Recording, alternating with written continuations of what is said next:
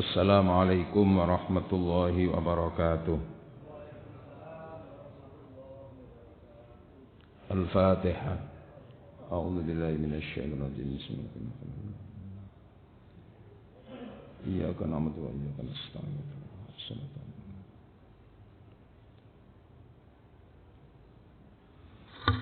Bismillahirrahmanirrahim. Alhamdulillahi rabbil alamin. Wassalatu wassalamu ala asyrafil anbiya wal mursalin wa ala alihi at-tahirin wa ashabihil mujahidin al-muqarrabin, amma ba'd. Faqad qala ta'ala a'udzu billahi minasy syaithanir rajim. Lan tanalul birra hatta tunfiku mimma tuhibbun. Sadaqallahul azim. Hadirin wal hadirat jamaah salat subuh Masjid Al-Maghfirah, semuanya yang dirahmati Allah, dibarakahi Allah. Alhamdulillah, kita bersyukur pada subuh hari ini kita ditakdirkan Allah berada di tempat yang paling utama dalam rangka melaksanakan ibadah yang paling utama, yaitu sholat di rumah Allah dengan secara berjamaah di waktu subuh. Wa Qur'an al-fajri kana masyhuda, bahwa salat di waktu subuh yang mana di dalam salat itu terdapat bacaan Al-Quran, itu adalah salat yang benar-benar disaksikan oleh malaikat malam dan malaikat pagi, pahalanya double. Alhamdulillah, kita sudah melaksanakan itu, dan tentunya dengan melaksanakan ini semua kita dicatat oleh Allah sebagai hamba-hambanya yang bersyukur, yang mana orang-orang yang syukur dijamin selamat dunia ini, selamat akhirat. Allah dawuh, a'udzu billahi minasy syaithanir rajim. Ma yaf'alullahu bi'adzabikum in syakartum wa amantum wa kana Allahu syakiran alima. Allah tidak akan mendatangkan bencana dan azab kepada kamu semuanya dengan catatan in syakartum, bahwa kamu adalah orang-orang yang bersyukur, wa amantum, dan kamu adalah orang-orang yang beriman, wa kana Allahu, dan Allah itu punya sifat syakiran alima, maha menerima syukur manusia sekecil apapun dihargai oleh Allah. Alima, dan Allah itu maha mengetahui seberapa nilai syukur manusia, besar dan kecilnya syukur itu. Mudah-mudahan kita semua adalah orang-orang yang senantiasa mendapatkan bimbingan dari Allah, bimbingan untuk selamat dunia akhirat. Amin Allahumma amin. Hadirin yang dirahmati oleh Allah, pembahasan kita pada pagi hari ini adalah tentang tema berkorban cinta demi cinta. Ini kira-kira nyambung kan Pak? Berkorban cinta demi cinta. Tema ini ya gini, yang dimaksud dengan korban itu adalah melakukan aktivitas ibadah apapun, baik ibadah secara mahdho, murni hubungannya dengan Allah, maupun ibadah yang bersifat sosial, yang berkaitan dengan manusia, berkaitan dengan makhluk yang lain, dalam rangka supaya mendapatkan ridha Allah, supaya dekat dengan Allah. itu adalah hakikat ibadah kurban. Ibadah kurban termasuk sekarang ini kita berkorban kesenangan. Sebetulnya kan kalau pagi-pagi gini ya enak turu Pak nggih. Turu mek bojo. Sing di bojo Pak. Nek gak di bojo ya ngerakut apa? Bantal. Tapi kan ya enak Pak. Ataupun kalau sudah ke masjid, ini juga masih mengorbankan waktu, segera pulang karena biasa mari salat subuh ku enake ngantuk. Turu maneh. Tapi jenengan meninggalkan kenikmatan nafsu, kenikmatan lahiriah itu dikorbankan demi untuk mendapatkan cinta yang lebih tinggi, cinta dari Allah, sholawat dari Rasul.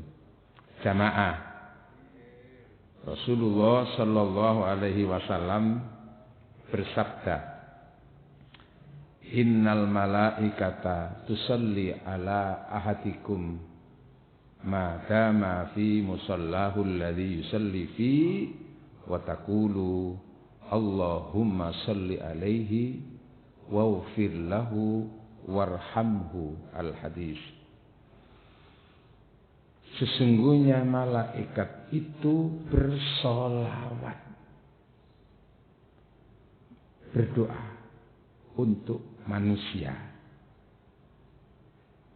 Bersolawat ala ahadikum kepada siapapun di antara kamu, madama selama kamu bersabar setelah sholat itu tidak buru-buru meninggalkan tempat sholatnya, masjid atau musola. Untuk apa? Untuk melanjutkan kegiatan supaya dekat dengan Allah.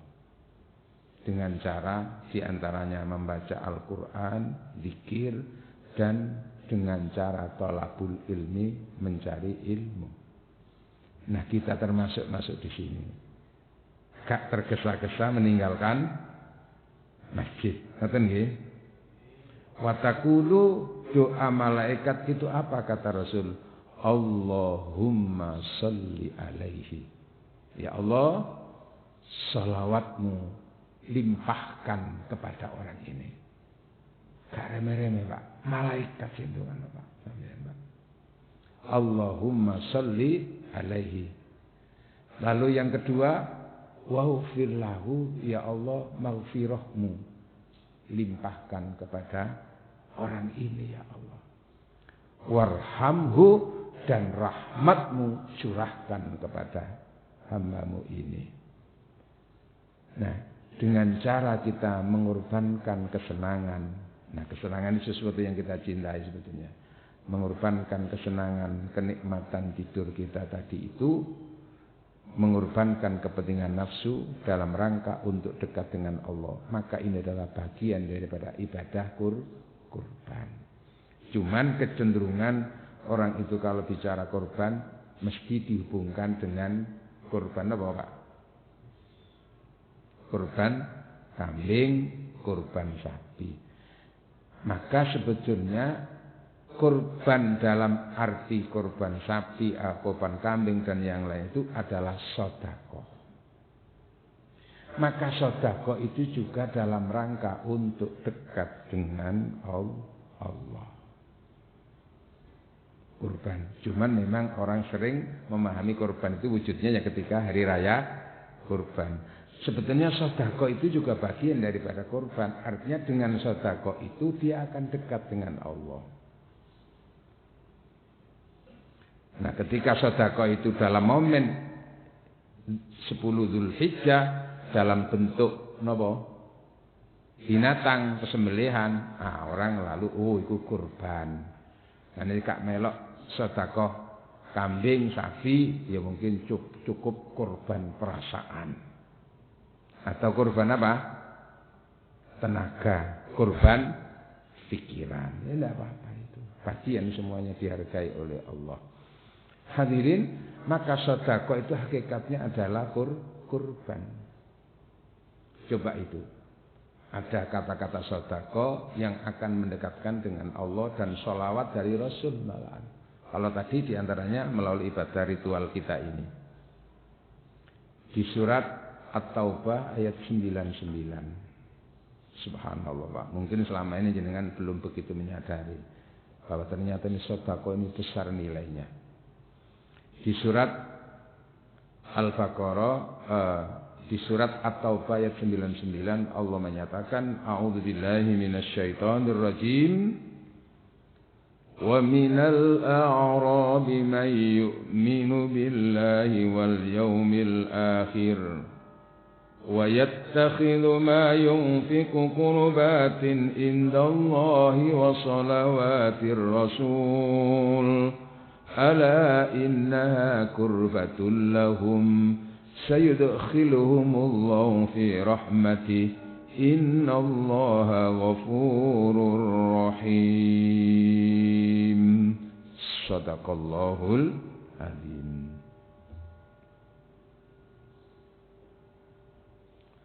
Wa minal a'rabi, di antara sebagian orang Arab desa, Arab Badui, itu ada beberapa di antara mereka yang beriman kepada Allah ya waktu itu. Kalau sekarang ya sudah beriman semuanya di Mekah Madinah itu. Beriman kepada Allah dan beriman kepada hari akhirat. Terus berikutnya wa yattakhidhu ma yunfiqu, dan ia menjadikan sesuatu yang ia nafkahkan, ia sedekahkan, qurbatin indallah, untuk menjadi upaya dekat dengan Allah. Qurbatin indallah wa shalawatir rasul, dan mendapatkan sholawat dari Rasul. Menginfakkan sesuatu yang ia miliki dalam rangka untuk dekat dengan Allah. Wassalawatir Rasul, plus ditambah mendapatkan doa dari Rasul, sholawat dari Rasul.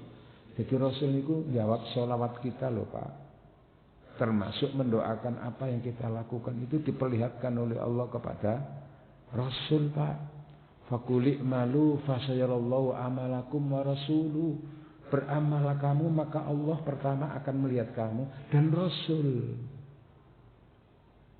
Wis mati kok. Lah ini kita berbicara nanti tentang bagaimana komunikasi antara alam lahiriah dan alam batiniah, alam ghaib itu di situ, arwah itu. Wassalawatir Rasul, dan mendapatkan salawat dari Rasul. Ala innaha, ketahuilah, innaha qurbatul lahum, nafkah yang ia dermakan, ia sedekahkan untuk dekat dengan Rasul itu, dekat dengan Allah dan Rasul, qurbatul lahum, akan mendekatkan dia dengan Allah. Ya, untuk mendapatkan kedekatan dengan Allah dan salawat dari Rasul, maka apa yang ia nafkahkan supaya dekat dengan Allah dan mendapatkan doa dari Rasul itu betul-betul akan menyebabkan dia dekat dengan Allah. Sayadkhiluhumullahu fi rahmati, dan Allah akan membingkai ia, akan memasukkan orang tersebut mana? Fi rahmati, ke dalam rahmatnya. Dan rahmat itulah yang akan menghantarkan manusia masuk surga. Kendaraannya itu dibingkai oleh rahmat itu yang akan masuk ke surga. Karena siapapun tidak akan bisa masuk surga jika tidak mendapatkan rahmati Gusti Allah. Nah, di ayat ini secara tegas bahwa nafkah yang diniatkan dekat dengan Allah supaya juga mendapatkan doa dari Rasul itu akan menyebabkan dia dekat dengan surga. Dekat Allah, dekat Rasul, dan surga. Surat At-Taubah ayat apa mau? Nah, ini kan juga umum Pak. Kepada siapa? Hubungannya juga dengan objek. Kita bernafkah itu kepada siapa? Kan begitu Pak ya. Maka lalu di surat ini Pak menghubungkan, ini namanya tafsir tematik begini Pak. Menghubungkan ayat dengan ayat sehingga menjadi bangunan yang utuh, pemahaman yang utuh. Di surat Al-Baqarah ayat 177. Allah menyatakan, A'udzubillahi minasyaitonirrajim. Laisal birra an tuwallu wujuhakum qibalal masyriqi wal maghrib walakinnal birra man amana billahi wal yaumil akhir wal malaikati wal kitabi wan nabiyyin wa atal mala ala hubbihi dzawil qurba. Hakikat kebaikan itu bukan ditentukan oleh menghadap ke barat atau ke timur dalam beribadah, khususnya dalam sholat. Karena ibadah sholat menghadap ke kiblat itu adalah bagian daripada prosedur dan SOP sholat, standar operasional prosedur kan itu tuh, administrasi dalam beribadah itu.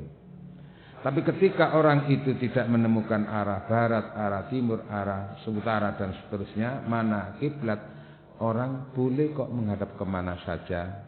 Fa'ina matuwallu fasamma Allah, fasamma wajhullah. Kamu menghadap kemana saja. Kalau sudah tidak menemukan kiblat itu, di situ kamu hakikatnya berhadapan dengan Allah.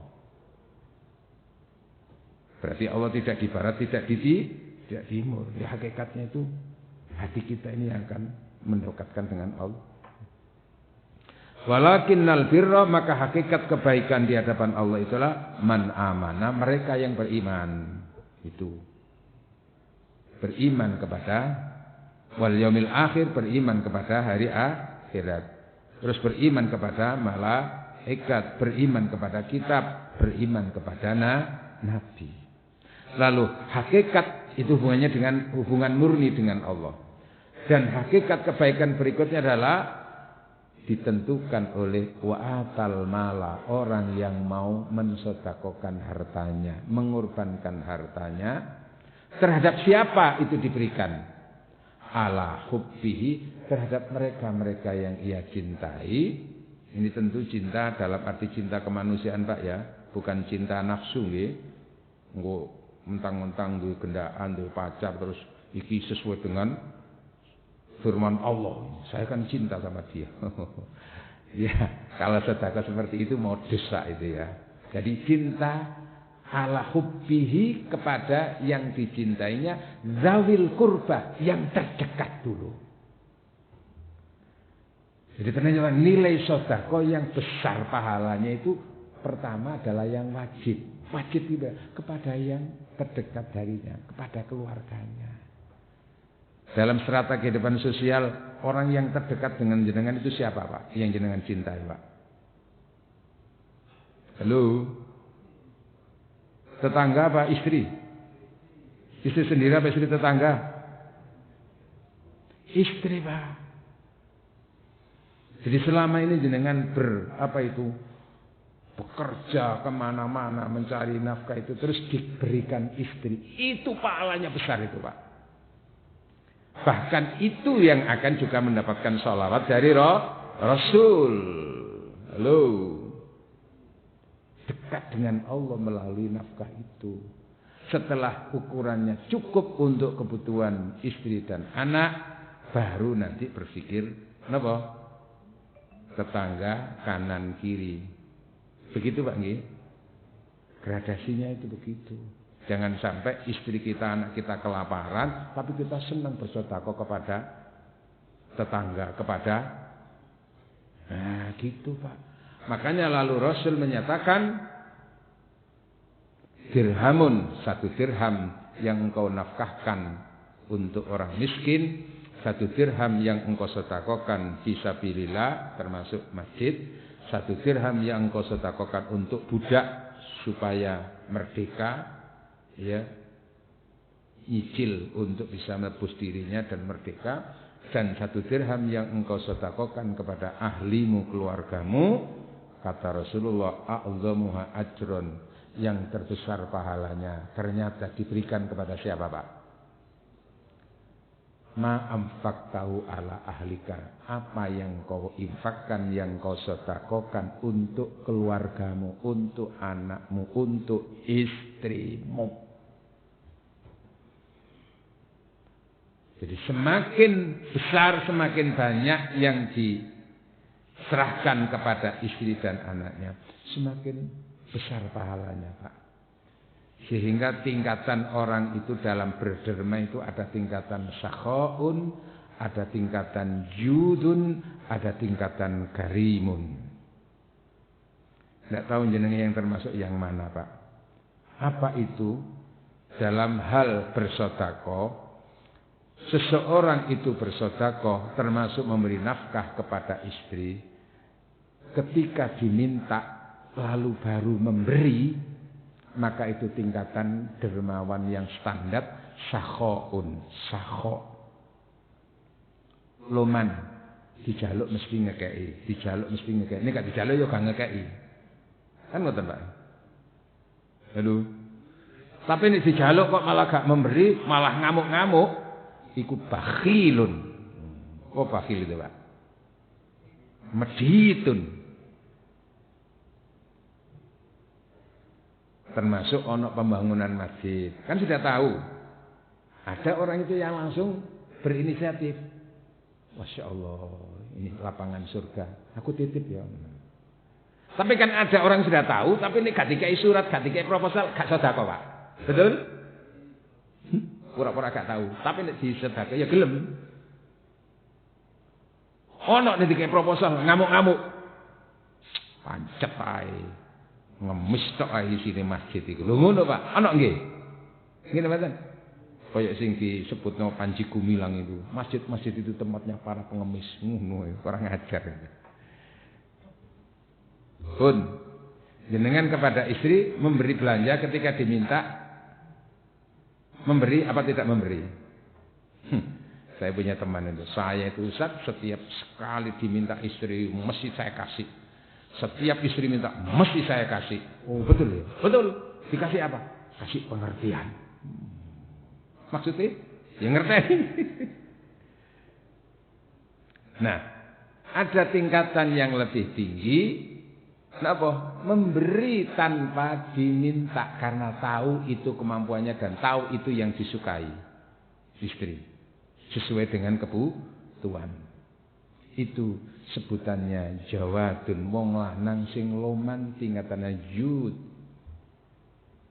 Meniru Rasulullah, Rasul itu tidak usah diminta, mesti memberi kepada istrinya. Kalaupun tidak memberi dan nunggu diminta, itu bukan karena Rasul tidak loman, tapi karena ada rahasia yang lain dengan tidak memberi itu. Jenengan ya napa, Pak? Biasa ya. Yang memberi tanpa diminta apa diminta dulu baru memberi? Nah itu. Nah yang tertinggi itu adalah karimun. Rasul menyatakan ma'akraman nisa ila karim. Tidak seorang pun laki-laki yang akraman nisa memuliakan, memanjakan, membahagiakan istrinya kecuali laki-laki yang karimun. Karimun apa? Jadi tingkatannya karim itu memberi belanja kepada istri tanpa diminta oleh istri, dan ketika memberi belanja nggak pakai ngitung berapa kebutuhannya, Pak.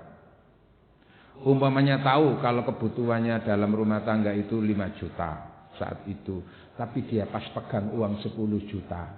Kira-kira dikekno kabeh apa enggak itu, Pak? Kebutuhannya 5 juta, pas pegang uang 10 juta. Liumfik dzu sa'atin min sa'ati. Hendaklah memberikan nafkah kepada orang, memberikan nafkah seseorang yang punya kelonggaran rezeki sesuai dengan kelonggarannya itu. Oh, butuhnya 5 juta, tapi pas nyetel duit 10 juta, diberikan semuanya. Karena itu yang akan membuat istri semakin bahagia. Betul? Maka itulah karimun. Wong sing tingkatan karim. Dan itu termasuk orang yang akan mendapatkan sholawat dari Rasul. Wa atal mala ala hubbihi dzawil qurba. Jenengan yang pundi Pak kira-kira? Sakho, jud, apa yang karim, Pak? Ya kalau bisa ya sesuai dengan julukan panjenengan. Panjenengan itu kan dalam tata keluarga kan suami toh. Mungkin apa Madan? Suami itu kan maknanya suami selalu usaha akan membahagiakan istri. Betul?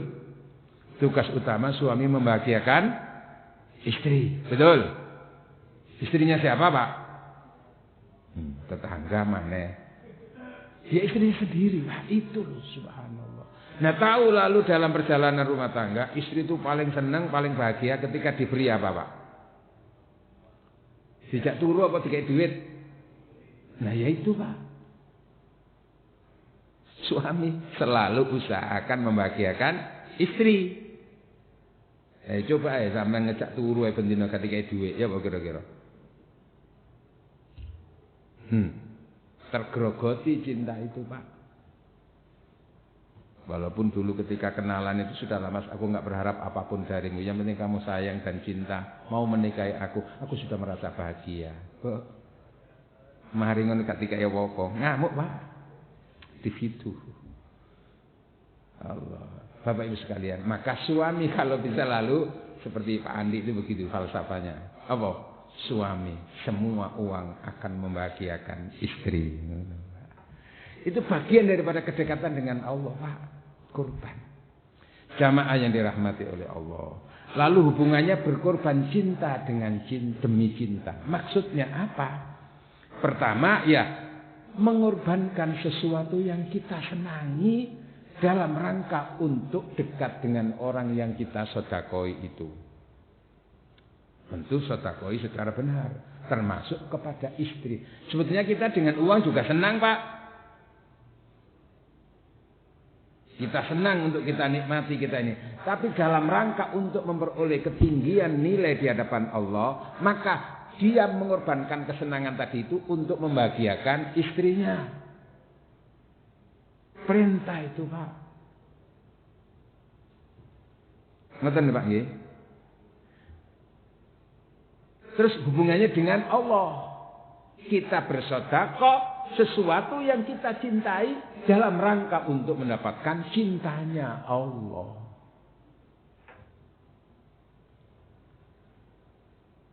Seperti di dalam surat Ali Imran. Ali Imran, bukan Al Imran, Pak nggih. Surat Ali Imran ayat 92. أعوذ بالله من الشيطان الرجيم لن تنالوا البر حتى تنفقوا مما تحبون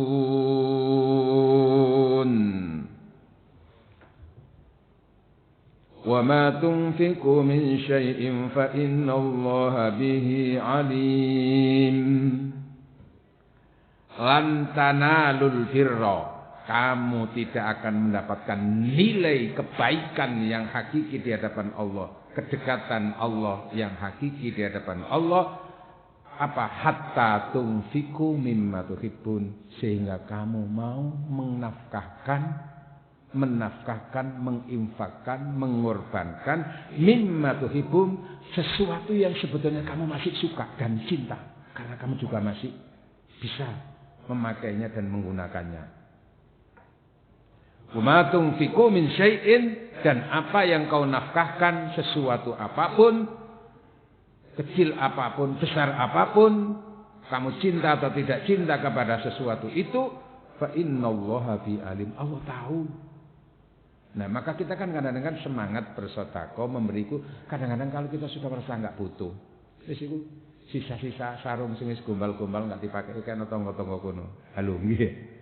Iku kumpul kena bencana kon iku. Nah, nggih. Ya iya selama di sana manfaat, tapi nilainya beda dengan sesuatu yang masih utuh, masih baru, masih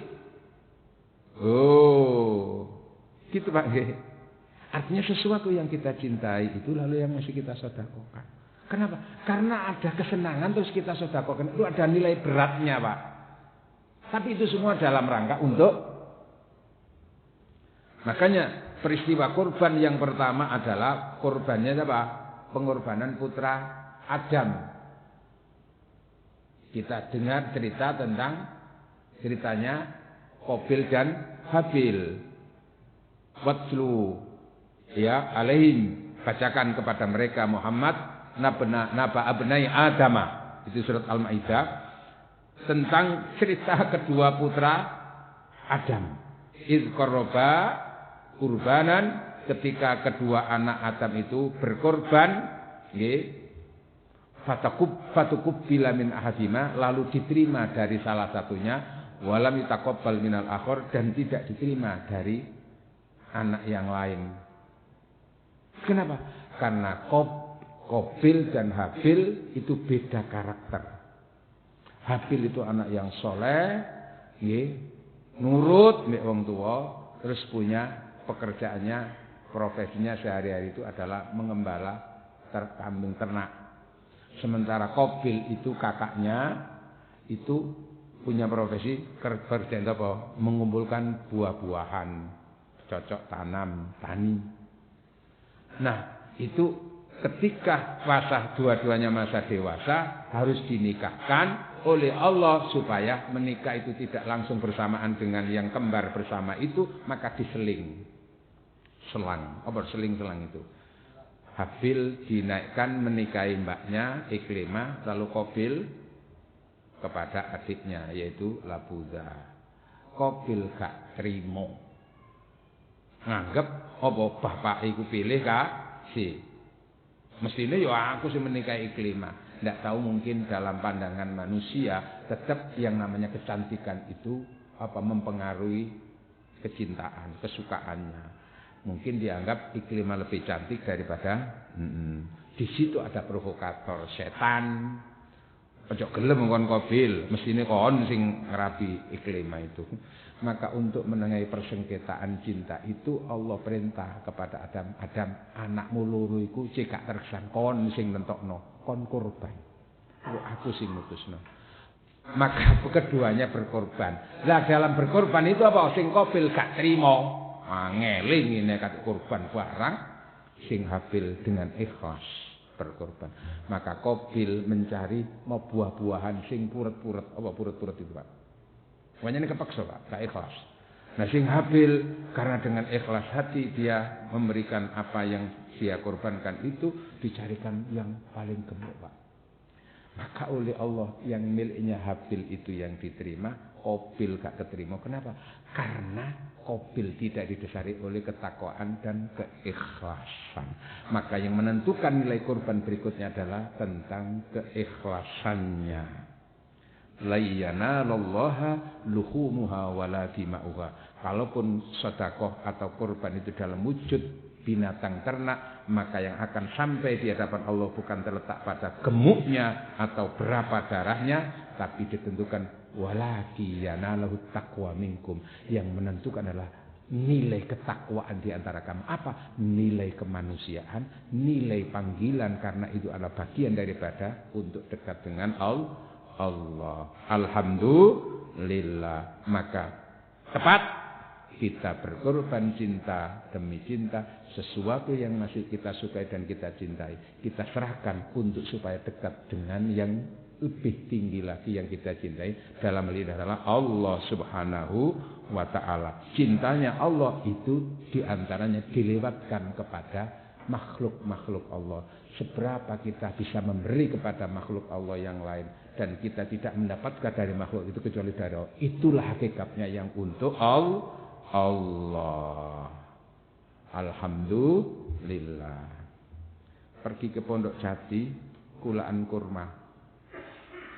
Maksud hati ingin berlama-lama. Paket sepatu dikirim ke Jakarta, mesisan Pak Ado, Pak. Namun waktu yang membatasi pertemuan kita. Karenanya makan durian bersama seorang kekasih. Kami cukupkan sekian. Terima kasih. Bersama kekasih jalan-jalan ke Eropa. Kami ucapkan terima kasih. Sampai jumpa pada waktu dan gelombang yang sama di pemancar Al-Mawfiro FM. Ini juga kasih takon apa? Pun, konten takon nih mboten ditutup. Sampun nggih? Oh nggih. Setelah ini nanti ada sholat isyraq. Jam pinten Pak isyraqnya itu Pak? Dan 41 masih lama juga. Ya terserah jenengan karena saya berpindah nanti. Assalamualaikum warahmatullahi wabarakatuh. Waalaikumsalam. Tadi sesuai dengan judul Kurban dan Cinta. Nggih. Ada yang di dalam berumah tangga, Nggih. di dalam pernikahannya, dia hanya kurban aja, cintanya tidak kelihatan. Tidak kelihatan. Oke. Nah, pertanyaan saya, dia di dalam rumah tangga itu hanya memberi nafkah aja. Nah, tetapi untuk dalam berumah tangga dia tidak pernah nampak berkumpul dan sebagainya. Dia jauh dari apa yang diharapkan sesuai dengan judul tadi. Iya. Mohon penjelasan dan pertanyaan ini pada Pak Ustadz. Wassalamualaikum warahmatullahi wabarakatuh. Waalaikumsalam. Di surat An-Nisa ayat 19 Pak. Apa bunyinya? Ini hubungannya dengan kurban di dalam rumah tangga nggih Pak nggih. Wa ashiruhunna bil ma'ruf. Perlakukanlah pasangan-pasanganmu dengan ma'ruf. Artinya perlakuan kepada pasangan itu ada aspek perlakuan kemanusiaan, ada aspek perlakuan biologis Pak. Sehingga bukti cinta itu tidak cukup dengan memberi uang, walaupun itu bisa menjadi prioritas. Tapi kan kebutuhan cinta seorang istri kan tidak semata-mata di uang.